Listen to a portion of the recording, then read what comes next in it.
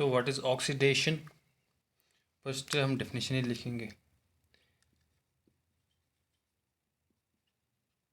Addition of oxygen और addition of oxygen और removal of electron और hydrogen from a compound is oxidation. Oxidation क्या है? Oxidation is simply addition of oxygen. Oxygen किसी compound में oxygen का add होना या इलेक्ट्रॉन का रिमूव होना। अगर किसी एलिमेंट से इलेक्ट्रॉन रिमूव होता है या हाइड्रोजन का रिमूव होना। फॉर एग्ज़ाम्पल H2O एक कंपाउंड है, इसमें हम ऑक्सीजन ऐड करेंगे। फॉर एग्ज़ाम्पल रिएक्शन ये रियल में होती है नहीं, हम फॉर एग्ज़ाम्पल देखेंगे। ये क्या बन जाएगा? H2O2। हमने क्या किया? ऑक्सीजन ऐड, ये हो गई ऑक्सीडेशन। इसी H2 को अगर हम H माइनस करेंगे, इससे H बाहर निकालेंगे, क्या बन जाएगा? OH plus H। हमने क्या किया? H इसे रिमूव और रिमूवल ऑफ हाइड्रोजन, ये हो गई रिडक्शन। और OH है, OH नेगेटिव है, इसको इलेक्ट्रॉन दिया, सॉरी इसे इलेक्ट्रॉन निकाला, ये क्या बन जाएगा? OH प्लस इलेक्ट्रॉन और रिमूवल ऑफ इलेक्ट्रॉन, ये क्या बन गया? Oxidation. Because what is oxidation? Oxidation is addition of oxygen. For example removal of electron, this is oxidation. और रिमूवल ऑफ हाइड्रोजन, यहाँ पे हमने हाइड्रोजन को रिमूव किया, सॉरी तीनों ऑक्सीडेशन के ही एग्जांपल्स हैं। Addition of oxygen, removal of hydrogen और removal of electron is oxidation, ये आप याद रखेंगे। Now reduction.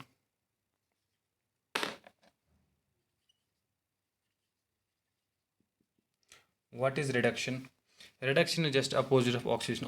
ऑक्सीडेशन का अपोजिट रिडक्शन है। सो डेफिनेशन क्या बनेगी? It is addition of hydrogen और removal of oxygen, addition of hydrogen और एडिशन ऑफ, यहाँ पे देखेंगे रिमूवल ऑफ ऑक्सीजन और एडिशन ऑफ इलेक्ट्रॉन।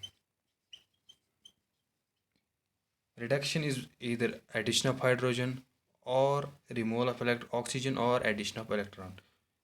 अभी हमने जो रिएक्शन देखी, फॉर एग्जांपल H2O2, इसी में हम इससे हम अगर ऑक्सीजन रिमूव करेंगे we get O2 plus O। ये क्या हो गई? रिडक्शन, क्योंकि हमने ऑक्सीजन को इस कंपाउंड से रिमूव किया। हमने यहाँ पे देखा रिमूवल ऑफ ऑक्सीजन, ये रिडक्शन होगी। या OH plus electron gives OH, addition of electron, यहाँ पे हमने OH को इलेक्ट्रॉन ऐड किया, ये बन गया OH नेगेटिव, यानी एडिशन ऑफ इलेक्ट्रॉन रिडक्शन हो गई। और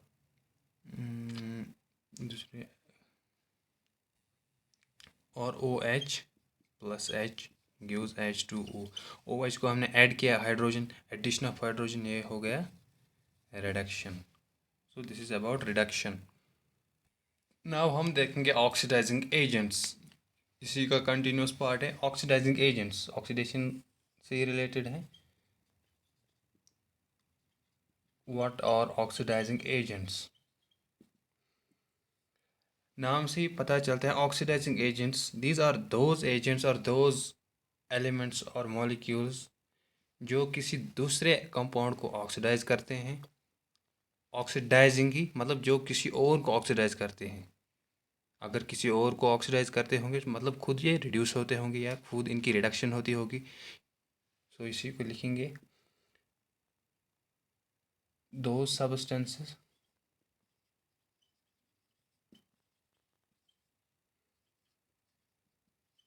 which gives, और हम ऐसे लिखेंगे which causes oxidation of other substance और ऑक्सीडाइजिंग एजेंट्स, यानी वो एजेंट्स या वो सब्सटेंस जो किसी और कंपाउंड के या सब्सटेंस को ऑक्सीडाइज करते हैं, और oxidising agent similarly reducing agents.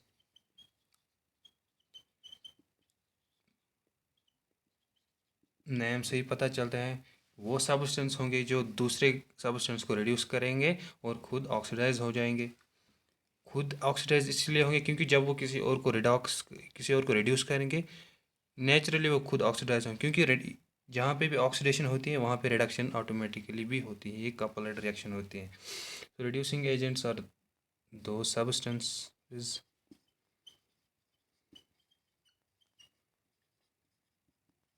which cause reduction of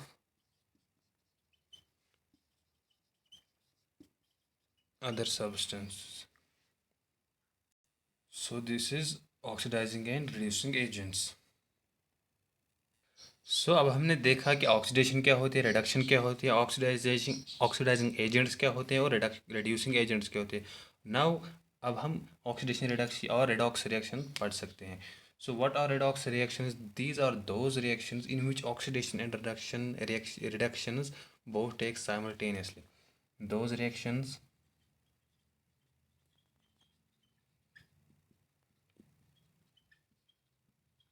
in which oxidation and reductions both take place simultaneously. वो रिएक्शन जिनमें ऑक्सीडेशन भी होती हैं, एक ही रिएक्शन में ऑक्सीडेशन भी होती है और उसी रिएक्शन में रिडक्शन भी होती है, उन्हीं टाइप्स ऑफ रिएक्शंस को हम बोलते हैं रिडॉक्स और oxidation Redux reaction. For example simple reaction हम देखेंगे,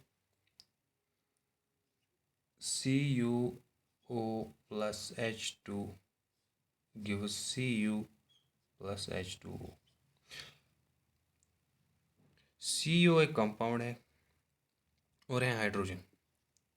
इस रिएक्शन में होता क्या है, कॉपर के साथ ऑक्सीजन है, ठीक, कॉपर के साथ ऑक्सीजन है, और रिएक्शन में क्या होता है, कॉपर से ऑक्सीजन चला जाता है ना, लॉस ऑफ ऑक्सीजन होता है कॉपर ऑक्साइड को, और H2 को क्या होता है, एडिशन ऑफ ऑक्सीजन, ये ऑक्सीजन यहाँ से चला जाता है, रिमूव होता है, और ऐड का किसको होता है, H2 को, वो बनता है H2O। सो होता क्या है, इस कंपाउंड की क्या होती है, रिडक्शन। रिडक्शन क्यों होती है, रिडक्शन है हमें अभी देखा, it is the loss of oxygen.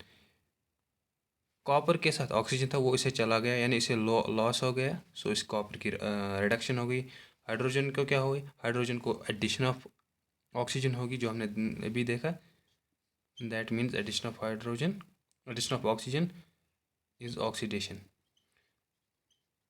सो एक ही रिएक्शन में ऑक्सीडेशन भी हुई, और एक ही रिएक्शन में रिडक्शन भी हुई। रिडक्शन यहाँ पे किसकी हुई, कॉपर की, और ऑक्सीडेशन किसकी हुई, हाइड्रोजन की। क्यों, कॉपर से ऑक्सीजन लूज हो गया और हाइड्रोजन को ऑक्सीजन ऐड हो गया। सो this is the simple example of redox reaction.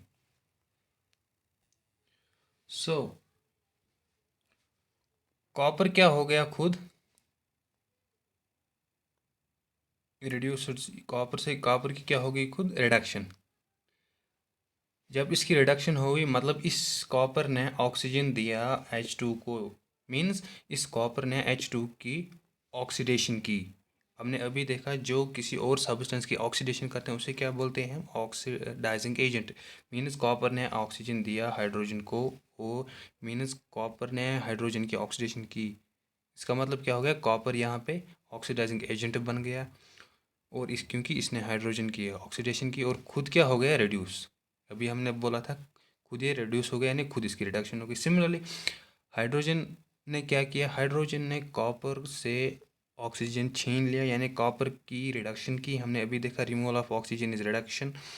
So hydrogen क्या बन गया फिर? रिड्यूसिंग एजेंट, क्योंकि उसने कॉपर की रिडक्शन की और खुद क्या हो गया? एडिशन, खुद इसको एडिशन ऑफ ऑक्सीजन हो गया, मीन्स खुद ये ऑक्सीडाइज हो गया। सो कॉपर हियर इज, कॉपर यहाँ पे ऑक्सीडाइजिंग एजेंट बन गया, क्योंकि इसने हाइड्रोजन की ऑक्सीडेशन की। कैसे? ऑक्सीजन देकर।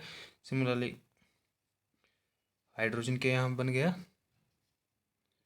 रिड्यूसिंग एजेंट, क्योंकि इसने कॉपर से ऑक्सीजन छीन लिया, ये बन गया रिड्यूसिंग एजेंट। सो अब आपको शायद समझ में आया होगा what is our oxidising reducing agents. So this was all about redox reactions. Now next type of reaction, that is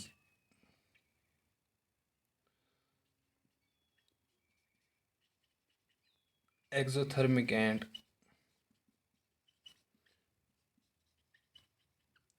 endothermic reactions.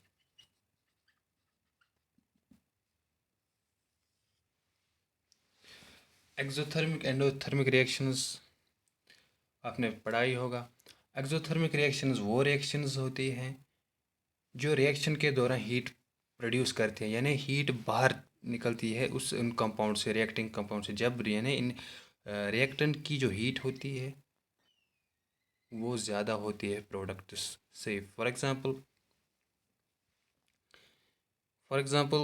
अगर हम मैसिटिक लेंगे, ये एज ए यहाँ पे रिएक्टेंट है, इसको रिएक्ट करेंगे, इसकी रिएक्शन हम कंसिडर करेंगे जब ये बर्न होता है। बर्न होने के बाद क्या बचता है यहाँ पे? जो भी बचता है ऐश वैश फॉर एग्जांपल, इस दौरान ये क्या करता है? ये हीट बाहर सराउंडिंग को देता है। हमें पता ही मैसिटिक ज्यूरिंग बर्निंग हीट देते हैं बाहर। पहले इसकी हीट ज़्यादा थी, लास्ट में प्रोडक्ट में क्या रहते हैं, इसकी हीट कम हो जाती है। मीन्स रिएक्टेंट की साइड ज़्यादा हीट थी प्रोडक्ट से, मतलब उसने वो हीट सराउंडिंग को दी। सराउंडिंग को देने का मतलब क्या हो गया? उसने वो, ये रिएक्शन क्या हो गई फिर? Exothermic. Exothermic means reaction which produces energy and gives it to surrounding is called exothermic reaction. Massitic burning is example of it. So exothermic reactions are reactions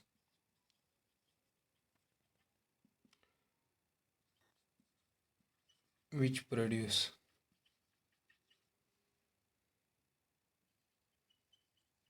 energy or heat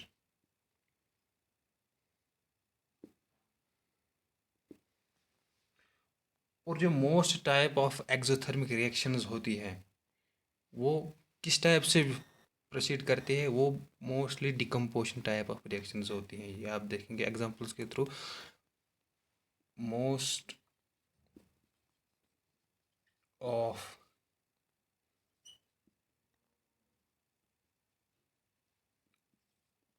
decomposition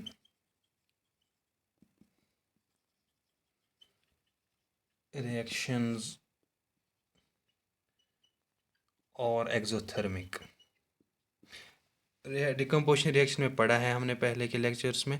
वो reaction होते हैं जिसमें एक compound या एक से ज़्यादा compounds वो ब्रेक हो जाते हैं और दो से ज़्यादा कंपाउंड्स प्रोडक्ट में बनते हैं, और इसके दौरान क्या होते हैं? ब्रेकिंग ऑफ बॉन्ड्स होती है डिकम्पोजिशन रिएक्शन में, क्योंकि एक कंपाउंड से एक से ज़्यादा प्रोडक्ट्स बन जाते हैं। जो क्योंकि एक से ज़्यादा प्रोडक्ट्स एक ही कंपाउंड से बनती है, उस दौरान बॉन्ड जो होते हैं उनकी ब्रेक हो जाती है, वो टूट जाते हैं। और जब बॉन्ड्स टूट जाते हैं, ब्रेक हो जाते हैं, उस दौरान ब्रेकिंग ऑफ बॉन्ड्स में वो एनर्जी रिलीज़ करते हैं। फॉर एग्ज़ाम्पल ग्लूकोज का ब्रेक डाउन होना into carbon dioxide and water, C6H12O6. This is the formula of glucose. When it reacts with oxygen, यानी जब इसकी ऑक्सीडेशन होती है,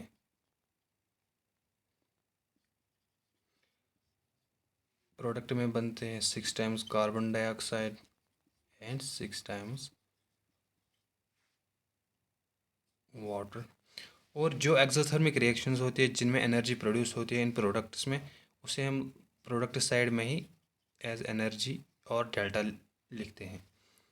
अगर हम प्रोडक्ट साइड में एनर्जी और डेल्टा लिखेंगे means this reaction is exothermic, क्योंकि प्रोडक्ट साइड में हमें एनर्जी मिल गया है। इसमें क्या होता है, ग्लूकोज की ऑक्सीडेशन होती है, वो ब्रेक होता है into carbon dioxide and water, and in this process हमें एनर्जी मिलती है, so it becomes exothermic reaction. Similarly endothermic reaction, इसका अपोजिट,